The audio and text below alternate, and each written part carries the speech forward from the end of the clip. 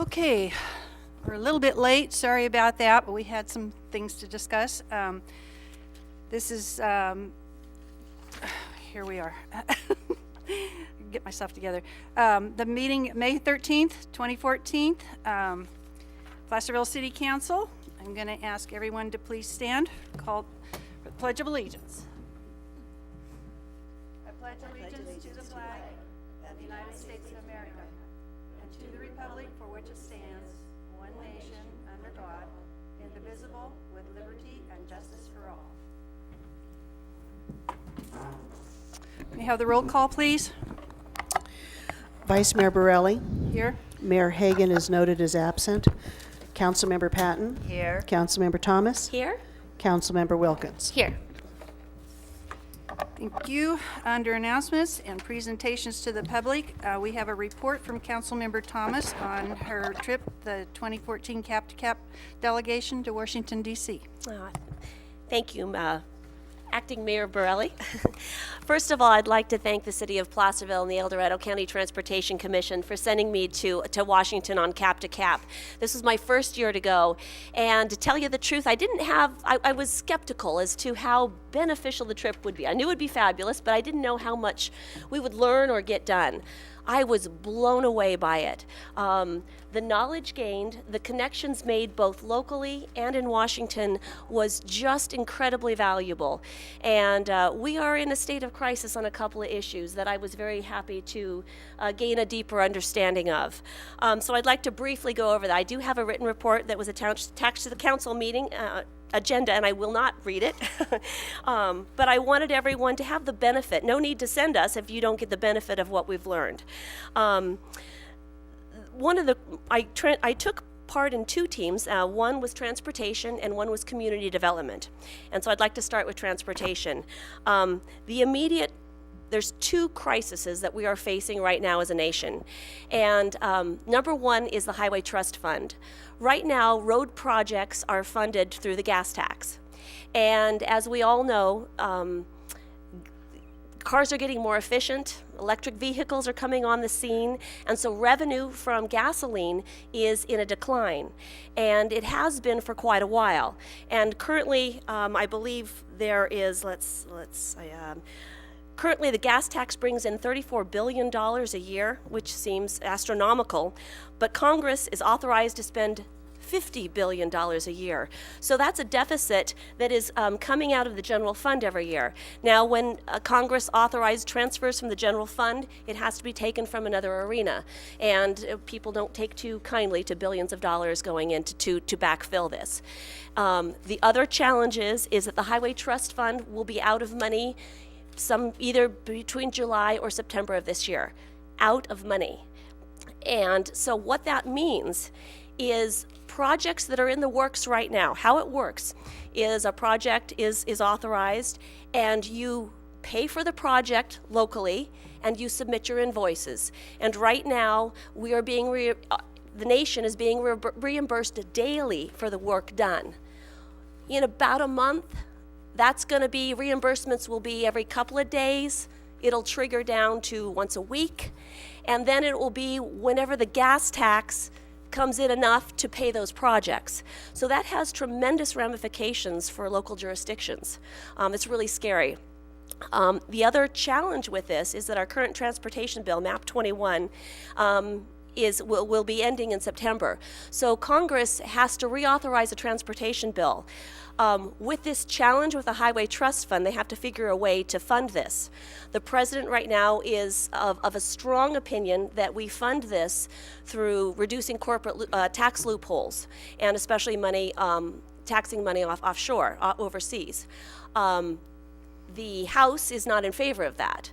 It would seem. The House would support closing corporate loopholes for overseas money and bringing that money back home if it is cost neutral to corporations. The House would want to then reduce the corporate tax. So our Highway Trust Fund is not on the backs of American business. That's really crucial to keeping our economy going. So what I'm saying is Washington is at a stalemate for how to fix this problem. And what may happen is Congress may reauthorize a 1-year authorization of the transportation bill, kind of a stopgap measure while they figure out what to do with this. This is also an election year. People don't want to make big decisions in an election year. The challenge with that is if they do this stopgap measure and just reauthorize the transportation bill, all of the projects currently approved in the United States will eat up all of the funding for next year, already approved. So what that means is as we're planning our cities, our counties, our states, projects that maybe need to go forward won't, or planning will come to a halt. So that's a pretty scary situation that we're in that doesn't have a real light at the tunnel right now. The only light is that the House and Senate and and the President, they're all very, very aware of this crucial need, and it's the talk of Washington right now. And so there are a lot of resources and ideas wanting to address this. So wanted to bring that to your attention. The other thing that I was very happy to learn was how important our regional connections are. It's so easy to be here in Placerville and be rather, have a kind of an isolationist attitude.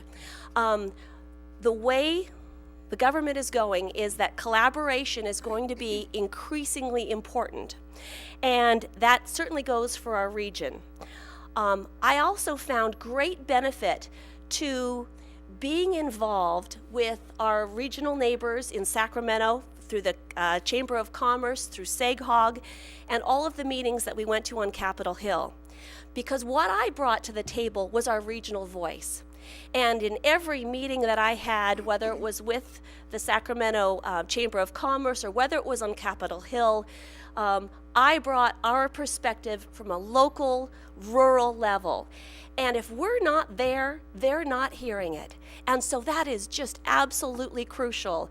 And everyone was very, very receptive of that. The other thing I learned is that SAGHOG is a very, very important organization. And we're often criticized for being a member of SAGHOG, thinking that they will be influencing us at a rural level and influencing their metropolitan ideas on us. That is not the case. I learned that there are over 450 metropolitan planning organizations in all of the United States. SAGHOG is nationally known as one of the top 5 organizations for their planning expertise, their collaboration, and the way they organize communities based on regional specifications. And so that was a really good thing to learn, and those affiliations are going to be increasingly important as time goes on.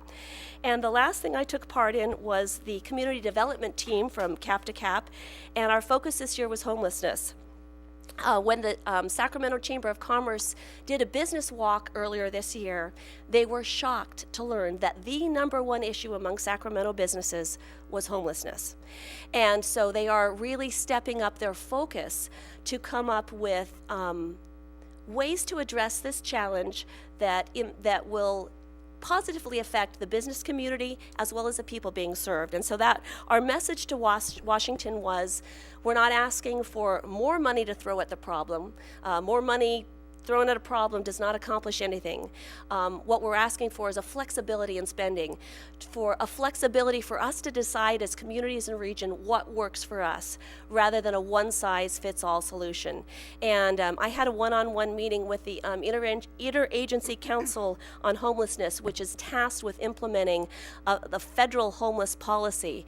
And I'm currently working with the county and with our nonprofits, as well as our Sacramento regions, our Sacramento neighbors, to get specifics as to what are the impediments to us enforcing options that work for our community. And we will be following up with the council. So anyway, I found the trip incredibly enlightening, had a great time too, and just really thank the City and Transportation Commission for sending us. Well, thank you, Wendy. I think you just did a beautiful job. I would encourage everyone to, I don't know if we have extra copies in the back, but to read her full report.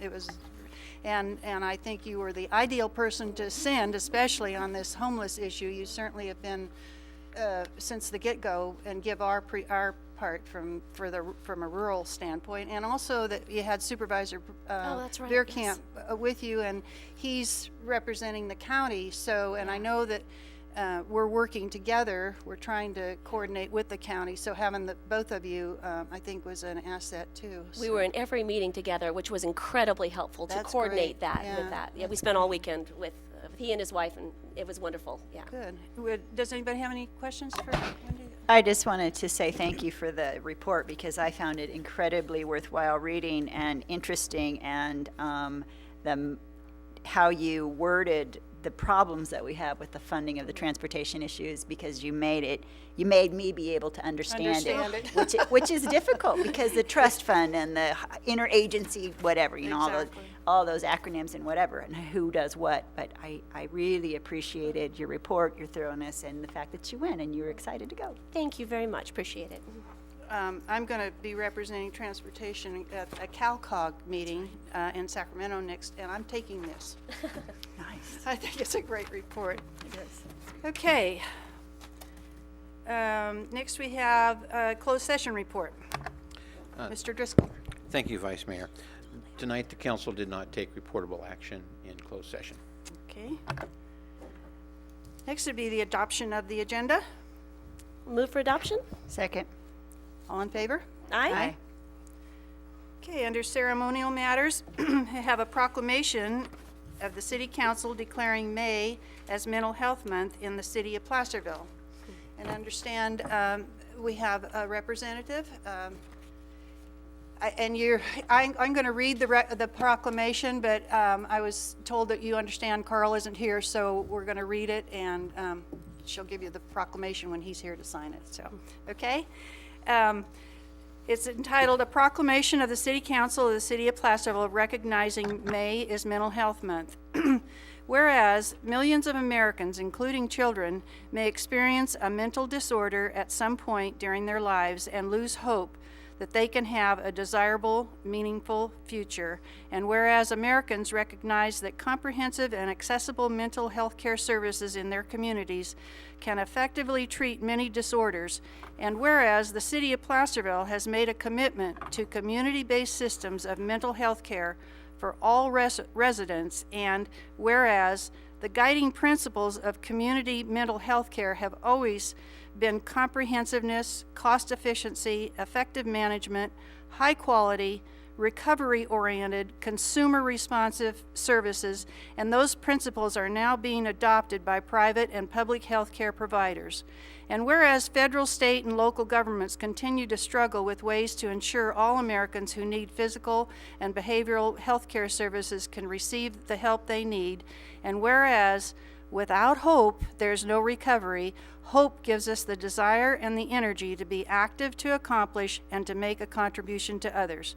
Therefore, I, Patty Barilli, speaking on behalf of Carl Hagan, by virtue of the authority vested in him as the mayor of the city of Placerville, state of California, do hereby proclaim May 1st through May 31st, 2014 as May is Mental Health Month. Maureen Folk is here to receive this information, or this what would be the plaque. But would you like to say a few words, please? Just a few. Thank you very much, City Council, for making this proclamation. It's just very important to keep up the awareness about mental health issues, how common they are. They affect 1 in 4 of us. So either you or someone you know will deal with a mental health issue sometime in your life. It's more common than cancer or heart disease and all the other diseases that you hear about. Mental illness is not popular. People don't like to talk about it, and that's because of the stigma. And NAMI works to erase this stigma. It is nothing to be ashamed of. It's an illness like any other illness, and we try to erase the stigma by education. Education is key. It's very, very key. And one of the ways that we, many times the first responders, the officers, are the ones who go to a home for a mental health crisis. So the crisis intervention team is so important. And the Placerville Police have slowly gotten the team together and for CIT. And last year, we started the award for the police department with outgoing Chief George Nielsen.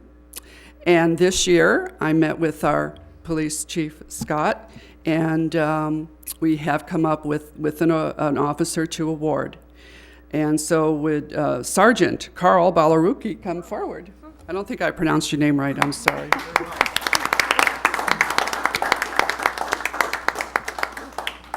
So Carl, like I told you earlier, besides your police chief, several residents of the city, your name came up at our NAMI board meeting as a outstanding CIT officer. So I'm happy to present you with this award.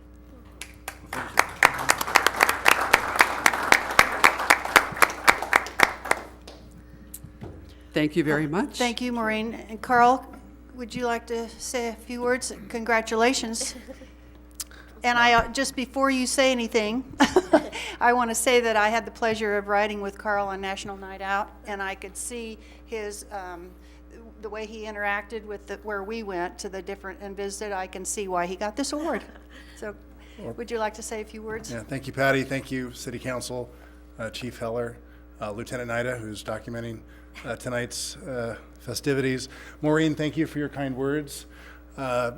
You know, having an individual recognition in something like this is humbling and really not the focus. The focus, as Maureen said, is awareness, is education, and just to piggyback something that, you know, Wendy Thomas mentioned in her report, you know, it's collaboration, it's teamwork, and being part of a team, making, you know, being able to meet with people from NAMI, working with our counterparts at the Sheriff's Department, at the California Highway Patrol, with various community organizations, all working together, really does make a huge difference. And as a first responder, our role is critical. I've always taken it thus, and look forward to serving in the future and making sure that others that wear the uniform continue with the awareness and education. So thank you very much. Thank you. Any of the other council members care to say anything? Okay. Okay, at this time, I'll open it up for public comment, brief non-agenda items. I'm going to read this. This portion of the meeting is reserved for persons wishing to address the council on any matter not on the agenda that is within the subject matter jurisdiction of the City Council. State law prohibits the council from acting on items not listed on the agenda except by special action of the City Council under specified circumstances. The mayor reserves the right to limit in this case, the vice mayor reserves the right to limit the speaker's time to 3 minutes. The vice mayor will recognize you, and when you come to the microphone, please state your name for the record. You are not allowed to make personal attacks on individuals or make comments which are slanderous or which may invade an individual's personal privacy. Speakers are limited to 3 minutes. State law prohibits the council from acting on items not listed on the agenda except by special action of the City Council under specified circumstances. Please give any written material presented at the meeting to the city clerk for the public record. So at this time, I would invite anyone from the audience that would like to come forward to do so, please.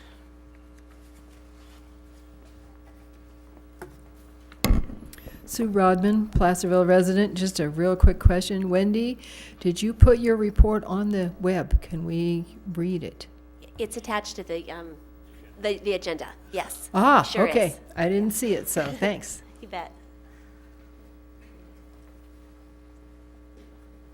Okay. Anyone else? Okay, at this time, seeing no one come forward, I'll close the public comment. Do we have any written communications? Oh, I'm sorry, yes, I did. Well, yes, you do, yeah. There was a letter that pertains to item 8.7. on the 8.7 on your agenda, consent agenda, from Mr. James Sweeney that we received for your information. Okay. Go to the consent calendar. All matters listed under the consent calendar are considered routine and will be enacted by one motion by roll call vote unless any member of the council wishes to remove an item for discussion. The reading of the full text of all resolutions will be waived unless a council member requests otherwise. Would anyone? I would like to pull item 8.7. Okay. I'll move for approval with 8.7 pulled. All in favor? Aye. Aye. Okay, next number 9 is ordinance. There's none scheduled. Public hearings. We need roll vote. We need roll vote. Oh, I'm sorry. Back up. We need a roll call vote. Prior to calling the roll call, was there any public comment about the I consent didn't ask for calendar? public comment either, did I? Sorry, boy. Do we have any public comment on any of the items on the consent calendar?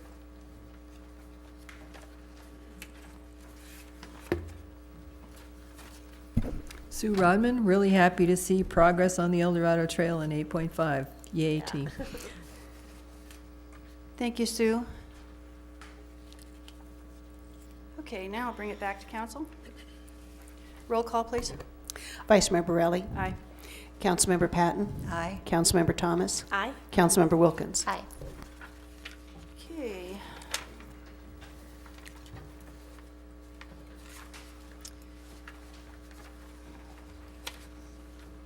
Ordinance, none scheduled. Public hearings, none scheduled. Number 11.1, discussion items. Adopt a resolution combining the job duties of the Public Works Superintendent position with the Parks and Facilities Maintenance Superintendent position into one position and reclassifying the title of the said position to the Community Services Superintendent, and approving a job description and salary range for the new Community Services Superintendent, and authorizing the reclassification of the Parks and Facilities Maintenance Superintendent position to Senior Maintenance Worker position in the Parks Division upon the retirement of the current Parks and Facilities Maintenance Superintendent. That's a mouthful. That was a mouthful. You did well. I hope I did. Okay. Mr. Morris. Thank you, Mayor and Council. As you know, it's been a little over a year, almost a year now, that we've been trying to recruit for the Public Works Superintendent position. Last fall, we went through a couple of looks at that position and eventually redid the job description and increased the salary slightly at that time. We went out for a recruitment in November. However, we interviewed one person, but really was not actually qualified for the position. We were hopeful, but we did not receive any applicants that were qualified for that position at that time. So since that time, we've been working through the previous incumbent who moved to a new position, is currently our water or utility services technician, and is filling that position well, doing a good job. He's doing dual duty. He's doing that plus the superintendent position at this time, and it's more than one person can do. It's a lot of work on both of those jobs, and some functions within the utility services specialist, such as our new backflow program, are somewhat going undone still until he can get the time into that position to do the work that's required there.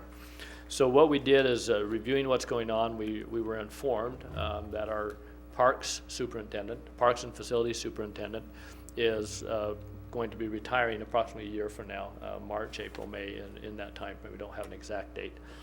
And we looked at options there and how we could work together. One of the things that we have concerns with from time to time is not enough bodies in our public works department, and the possibility with this scenario, we're not doing this right now, but in the future as we continue with cross-training, et cetera, by combining the parks maintenance workers and the public works maintenance workers, it has more bodies to fill in for vacation, sick leave, and et cetera. Sometimes that becomes a real problem in the public works department and the parks department when people take time off. So looking at all those together and working with the current community services director, Steve Ewell, who I need to mention, I'm asking, he has to be excused tonight for some personal things he had going on. So we looked at the options and talked about several options and came up with this idea of trying to combine the two positions, putting the Parks superintendent position to making it a senior maintenance worker, which still gives that lead worker position in Parks. We recently, as you know, this last year approved a senior maintenance worker in Public Works. So we have that lead worker in Public Works. We have those dual positions. But really, what we saw was the need to get someone with the technical skills in primarily the Public Works area that can do, that is a good supervisor, that's one of the key components, can do the management and supervision, and also have the technical skills to understand the water and sewer regulations that we are facing. And so what we came up with was combining the two superintendent positions, but we would leave the current Parks and Facilities superintendent in their position until they retire. That will give some time for the two superintendents to work side by side, and so some training can take place there to know what has to go on the park side as well as on the Public Works side. And we increased the salary, as you can see, and I should note the salary steps, there were typos in there, they were incorrect, and so that you have a new report tonight that shows the correct steps. So you can see the current salary is $44.89 per month, first step, up to $54.57 per month, the top step. Our proposal, and this is based on some survey work that we did to our surrounding communities and those that we usually survey when we look at the different positions. And the proposed salary is $53.99 per month, up to $65.42 per month. So it's a fairly good increase. That we only made slight modifications to the job description as far as technical requirements. However, we did add the provisions that would require the supervision of parks and facilities. So those specific duties that would allow this person to have that supervision over parks and facilities also. So with that, we have attached the proposed job description and a resolution that would adopt the job description and the new salary for the position. We recognize that this is something that is a concern with the technical changes that change on a constant basis, it seems like, with the state in terms of water and sewer regulations. It's extremely important that we have someone that can not only supervise the crews, but have the technical expertise to understand the new things that go on at the state. So with that, I will answer any questions that the council may have. Tricia, do you have any questions? Carol? I do. So my understanding is then the Parks and Facilities Superintendent position will merge with the Facilities Maintenance position into one position in ostensibly when the Parks and Rec Facilities Superintendent retires in spring of 2015. Is that correct? Correct. It's the Public Works Superintendent and the Parks and Facilities Superintendent are the two positions that would merge together. So, and then, well, and I actually, maybe this is a question for the council as much as for Cleve, because I know I spoke a little bit, or had some emails with Cleve about, do we look at bringing back a Public Works Director? Because I feel like we have tried to merge the planning and the parks with the Public Works, when in fact the technical skills and the amount of labor that the Public Works Division all by itself has, that perhaps we really need that director position filled and allow, go back to how we had a planning director and we had a Parks and Rec director as well as a Public Works Director. And I Cleve was talking about, he needs to get this done, and I get that. This is way time sensitive because we need a superintendent type position now. But maybe in spring of 2015, we might want to look at, and maybe Cleve has something he wants to share about this director position, because I feel like that's a huge void in our city hall. No, and I certainly don't mean to slight either Pierre or Nate for what you guys do, or even Steve Ewell. I just believe that position is really critical, especially with all the water rules and regulations that we're looking at and being fined. And, you know, anyways, that's just my take, and I don't know what the other council members feel about the director position, but I'd like to bring that up. Would you like me to? you- Can I comment on that Sure. just Yeah, quick? I was going to say right now while it's fresh in everybody's mind. I don't necessarily disagree with that. My hope is that perhaps we can get someone hired who perhaps could move into that position.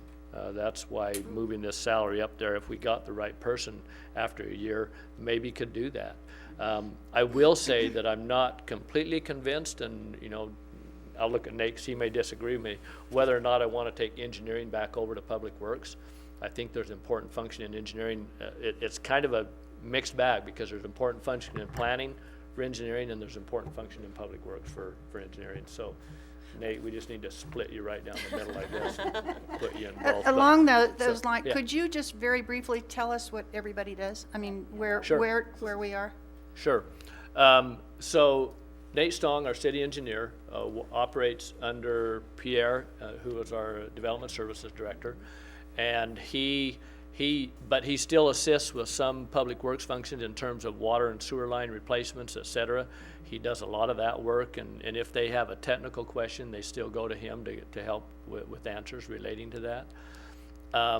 Nate also, I think, plays a pretty good role of helping at the wastewater treatment plant, somewhat supervision of the, He's shaking I his think head, yes. overseeing what's going on out at the wastewater treatment plant. Because the wastewater treatment plant, as you know, we kept under engineering and development services because of the technical aspects of that. And there are technical aspects of public works also, the operations. And unfortunately, with the way the state is going, sometimes it's becoming even more technical. But so, yeah, we need those technical expertise. I'm not completely convinced that it has to be necessarily an engineer level of expertise if you have the right person in that position. But it could be, I'm not opposed to beginning to look back at the Public Works Department and a Public Works Director. My recommendation would be, for funding reasons, as a big one, is to try to move with this process this year, and then, like Carol is saying, Councilmember Patton is saying, is to maybe look at in our next year's budget to see if maybe that's the direction, and see how this plays out over the next year. Maybe this is a very successful this direction, the way we go, and maybe we determine at that point that it's not necessary. But I can't disagree with Councilmember Patton. We do need that expertise, and I'm hoping that with this increased salary and what we've done and the changes to the job description, that we can recruit someone and bring someone in that can take that challenge.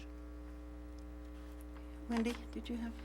I just think that your point's well taken, Carol, and we need to ask those questions, and I agree with your direction that this is a good interim step, and then we'll see how it plays out, perhaps, and revisit it next year, so. I'm going to play the devil's advocate. What if we still don't get any? I want to prepare you that is a distinct possibility. I mean, we've had, I was talking to Alan Hopkins, who currently fills the dual role, 2 positions, and he's had conversations with others such as EID who are saying that they're having trouble recruiting people right now. It's interesting, we recently recruited for a wastewater treatment plant operators, which is not a higher level, but entry-level operators, and got very qualified applicants. We were very happy. Oh, we did? got- Oh, that's yeah. good news. And we have someone that's accepted. We're going through the final orientation process to bring them on. But we also recently recruited for 2 maintenance workers at the corporation yard, the Public Works, and we're happy with that recruitment also. So it's interesting. Like I say, a few years ago, the wastewater treatment plant operators were almost non-existent. You Right. couldn't find them. One point that we think that's helped with that is, as the college The has college, started that I program. agree. And it's clearly paid off in that we see people that have those certifications and are qualified in that area now. So it's been a big benefit to So us. where do we advertise for this? We do, the primary thing we'll do in what's called Jobs Available. It's California-wise, it's probably the most read publication for municipal jobs. But we will also look at water and sewer district publications, engineering publications, public works publications, et cetera, to try and advertise that. We will, haven't decided for sure yet, but probably look at some direct mailings to some of the districts, larger districts that may have people that are maybe qualified in this area to step into a position. That's what I was going to suggest, that maybe we send them pictures of our beautiful area and coerce them to come up to this wonderful foothill town. I do have a quick question, if that's all Okay, right. go ahead. So Alan would report to this person that That's correct. this position that we're creating? Under the current scenario, Okay, yes. Yeah. all right. Thanks. Okay, anyone from the audience like to come forward and ask any questions or make a statement?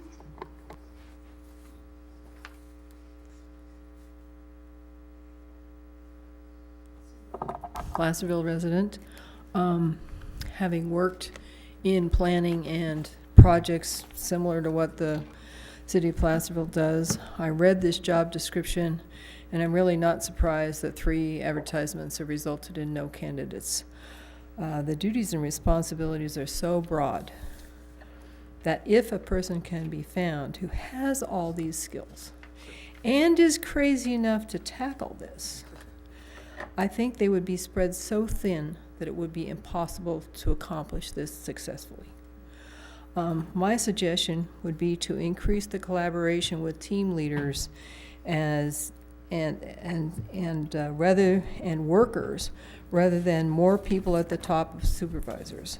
My guess is that giving our city crews more responsibility and recognition and collaboration between all our crews would make a bigger difference than one more person at the top. Thank you, Sue. Anyone else have any comment they'd like to share? Okay, with that, I'll bring it back to council. Would you like to address that? Is there any? No, not, well, a couple of comments. You know, that is exactly the reason that we did the promotion for the senior maintenance worker, to have that. But also, I agree with Sue, and we're trying to work with our crews to give them more responsibility. That the goal of the senior maintenance worker was to give that person some of the superintendent's responsibilities so that it freed that person up. But you do have to have, unfortunately, somebody's got to make the final decision on things. You have to have somebody that can do that, and that's what this position, again, it's not a new position, it's replacing a position that already exists with some slight changes to the description, so.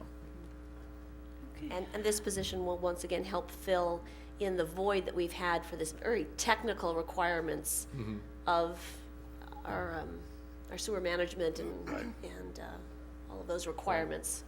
Right. One of the points as far as, and Sue is right, that by adding the parks and facilities function, that is really a pretty heavy load on this new person. But by promoting the senior maintenance worker in parks, that will help somewhat. And I believe pretty strongly that with this position coming on, getting the person that I think we can get in there, it will free up some of Steve Yule's times that he can focus on the park and facilities, which is really his expertise. Public Works is not his expertise, and that's where we've kind of created a void in So there. will that be his function then? He'll be the Parks and Rec superintendent? Steve? No, he's still the community services director, which is over all of both parks and public works. Okay, Yeah, and public yeah, works, yeah. okay, all right, okay. Okay, anybody else have any comments or something? Okay. I have a motion to accept this recommendation. I move that we approve the recommendation of 11.1 as spelled out by staff. I'll second. Okay, do we need a poll vote? Poll vote, please. Vice Mayor Borelli? Aye. Councilmember Patton? Aye. Councilmember Thomas? Aye. Councilmember Wilkins? Aye. Thank you. Next, we go to council reports from other agency meetings. First one is El Dorado County Transit Authority. That would be me or Councilmember Wilkins. Do you have any report? Take it, Patty. Well, the big thing that I can think of is that I'm going to report on is that they are totally remodeling their facilities, and it's going to be a much-needed upgrade in technical, the building, the back part where all the buses are maintained, et cetera. And I believe it was going out for bid, or they had gotten their bids, and it's supposed to start anytime soon. So they're all looking forward to it. They're not looking forward to what they're going to have to go through while this is being done, because they're going to stay there on the property, and they're going to bring in, kind of like Thompson did with when they remodeled down there, bring in the trailers and stuff. So that's all I can think of. Okay, Transportation Commission. I'm going to give that to Wendy, since you kind of already. I think I gave my report. As I said, I am going to go to a CalCog meeting, and so, but that's not till next month. Okay, LAFCO. Well, there wasn't a meeting last month, but this next month they are interviewing the public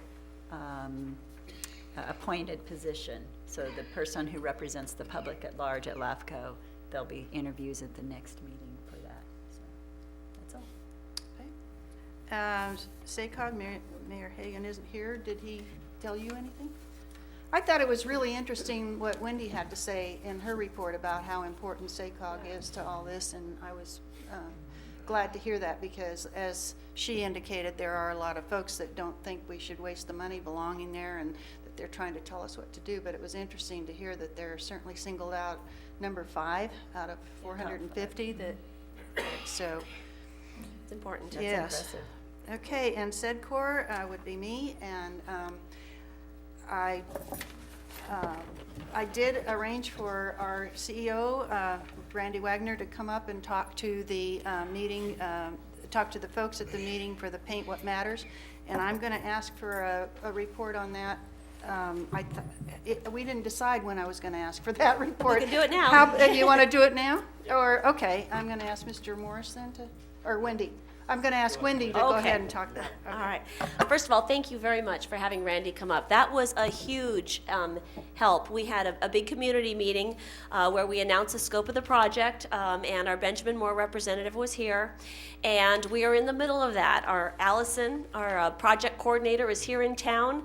The next couple of days, she's meeting with property owners, with business owners.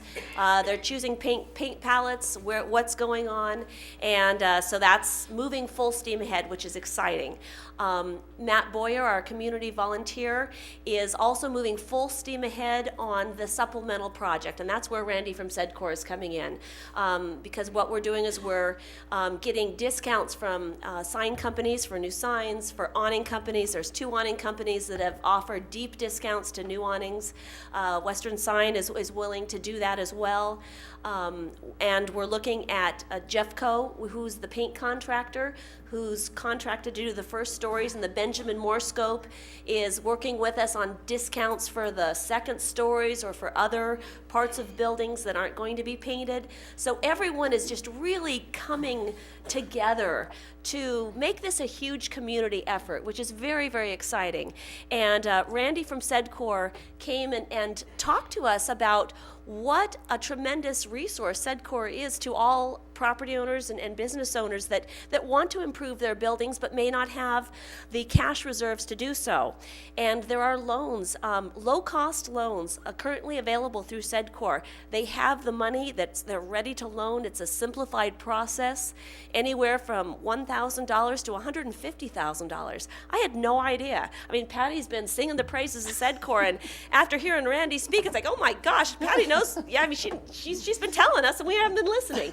And so, just really want to encourage property owners to take a look at that, because it really could make improvements possible that would not otherwise be possible. So that's just very exciting. And mark on your calendars, June 2nd, I believe it's a Monday, at noon, come on down to the bell tower. And Mayor Carl Hagan will be having the first brush stroke. The media will be here. Benjamin Moore your representatives will be here. We'll be ringing the bell tower, and we'll officially kick this off. And Allison told me today that Jeffco, our contractor, has just been phenomenal to work with, and he has his crews ready to go, and they're going to make a lot of headway in 3 weeks, and this town might even be done in those 3 weeks. Now, the second stories and the supplemental won't be done, but the final celebration will be June 21st. It's a Saturday. What's exciting is that we're going to the street will be closed. It'll be starting at 4 o'clock on Saturday. It's the third Saturday art walk tied in with that, which I love. And there'll just be a grand celebration with Davey Doc Weiser will be there. There'll be cakes and balloons and scavenger hunts into the local businesses offering discounts that Benjamin Moore is coordinating. Once again, the whole point of this is to drive business to our local businesses. And so the celebration will be all part of that. So we're moving full steam ahead. Very exciting. And Now, June 2nd, that's at 12 o'clock at the bell 12 tower? o'clock, yes. And June 21st? 4 to 7, I believe. 4 to 7, okay. Right, yes. So very exciting. There's both PDA and Benjamin Moore did public notices on that, press releases, that's what I think what's called. And we'll put those up on our website and Facebook page so that good. you'll have those too, that announces those dates and says what's going on. Okay. And I have one more meeting, Vice Mayor Verley, that I'd like to mention. Okay. Okay. For the last couple of years, the county's been talking about coming together to address this homeless issue, and they've done it. And so what they've put together is a task force, and we had our first major kickoff in-depth planning session yesterday, and this is all coordinated through Supervisor Veerkamp's office, and the Center for Violence-Free Relationships is leading the charge on this, and they have a very well-known she's a facilitator that has a vast experience, but she's volunteering her time to lead us through this. And members from Hangtown Haven, from Green Valley Church, from law enforcement, and Chief Heller, thank you so much for sending law enforcement to take part in this. From the Sheriff's Office, I'm representing the city. Supervisor Veerkamp is there. The person in charge of the whole continuum of care, looking at county services, Health and Human Services, the director of that from the county, 2 members of that.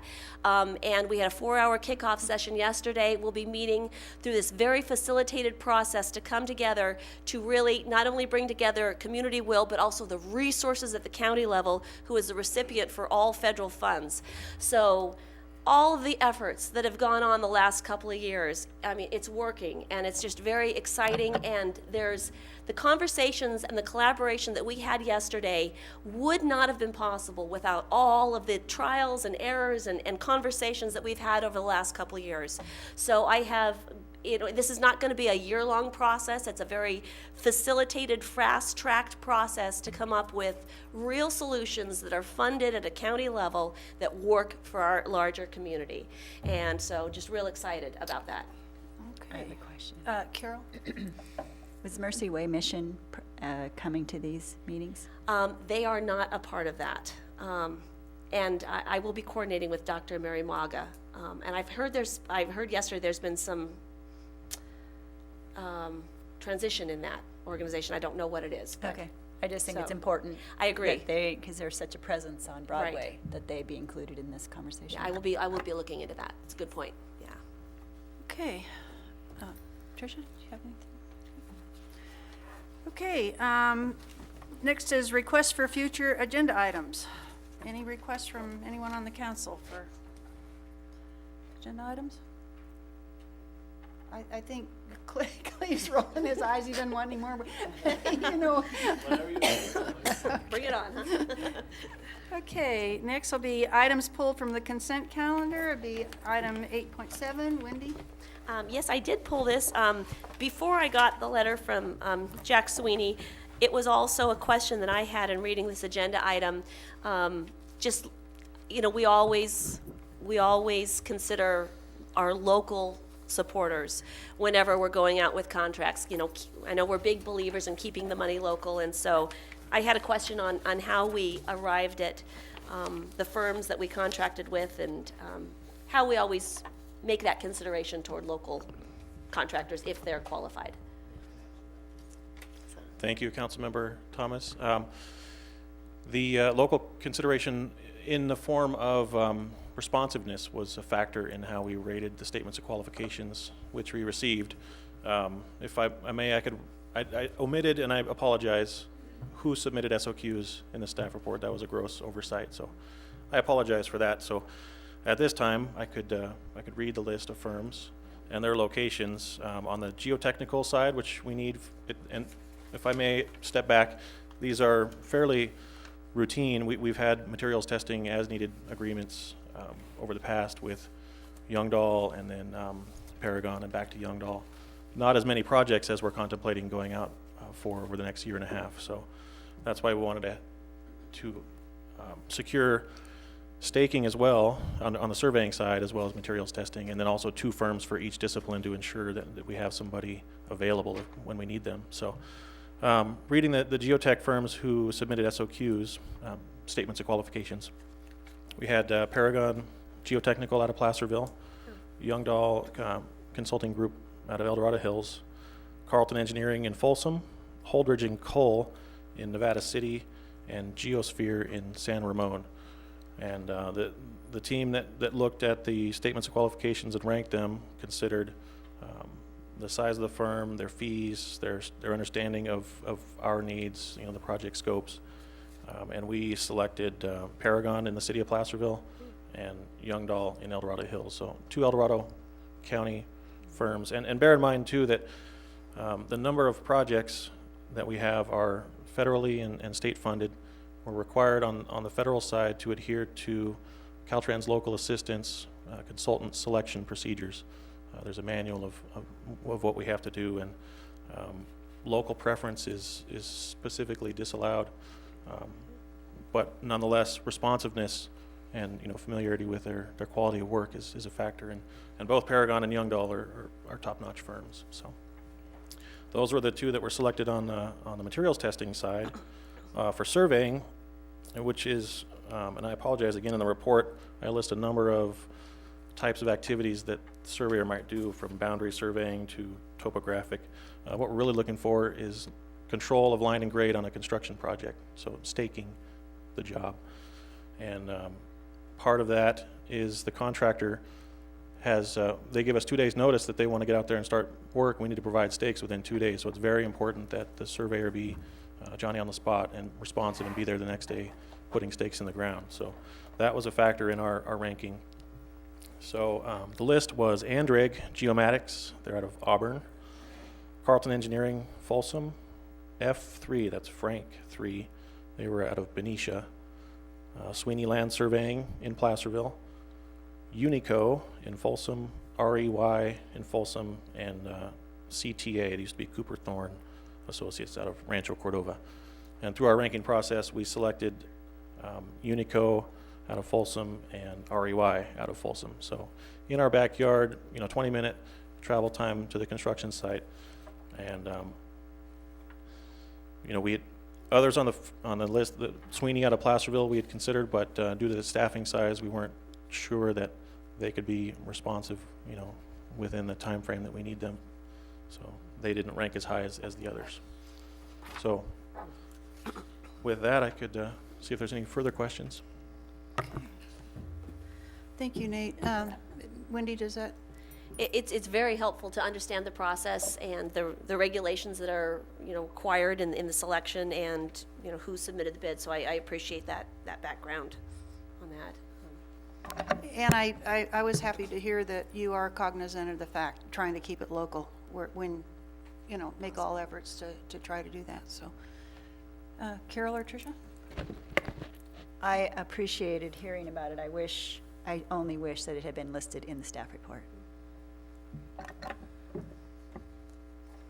Okay. Anyone from the public care to come up for a comment?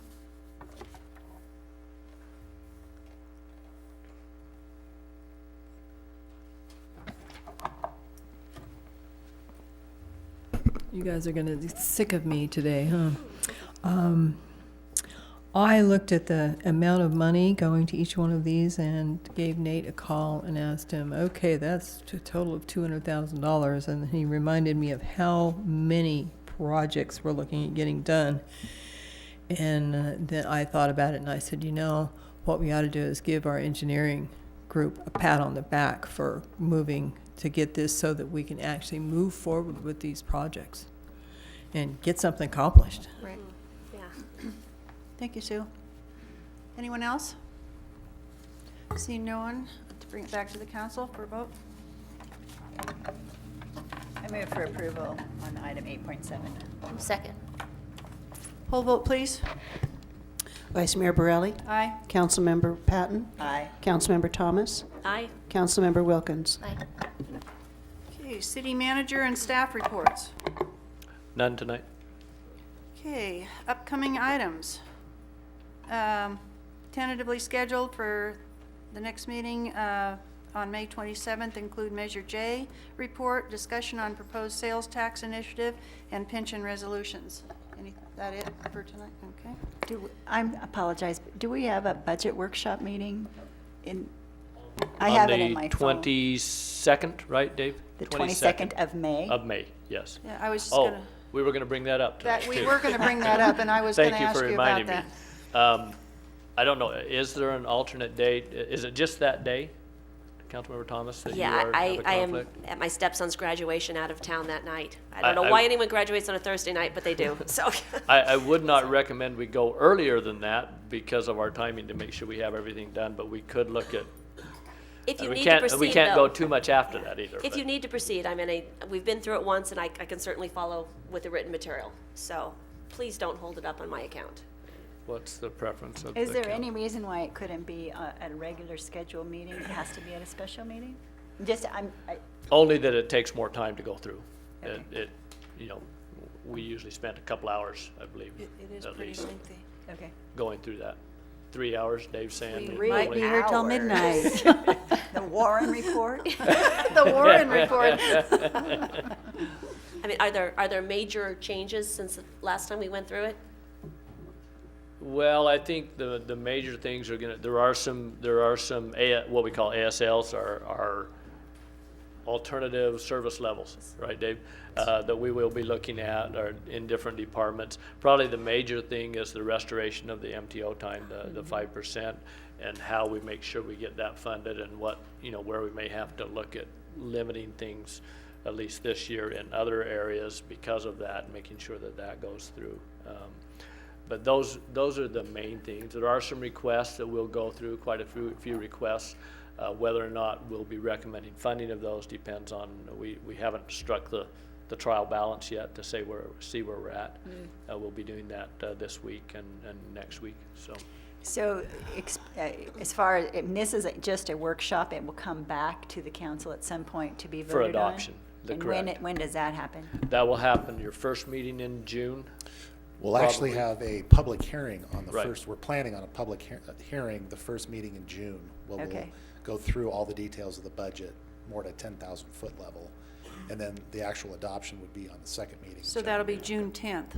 Right. Correct. So June 10th is a public hearing, and then Then June June 24th. 24th would would be the be- final adoption. Correct. Budget of the adoption. budget- yeah. budget Budget adoption. adoption.